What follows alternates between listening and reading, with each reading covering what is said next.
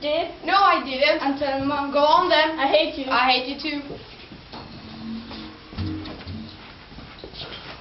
That was yesterday. They don't remember what they were fighting about.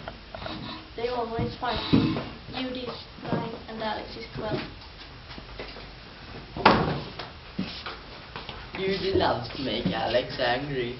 One time she put mud in Alex's school bag, and one time she put her hamster into Alex's lunchbox. This morning is Alex's birthday. Alex got up early and went into the garden and put worms in Judy's food. Happy birthday to you. Happy birthday to you.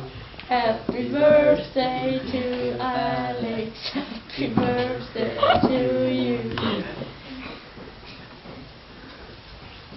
I haven't made you a cake this year. Great. Judy doesn't want to be here on her birthday, and Mom hasn't made me a cake. Time for a present. I'm going to my bedroom now. Wait a moment.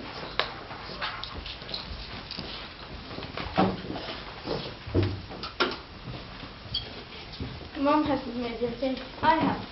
How did you learn to make me chocolate cake? Chocolate is my favorite. It isn't chocolate, it's much better.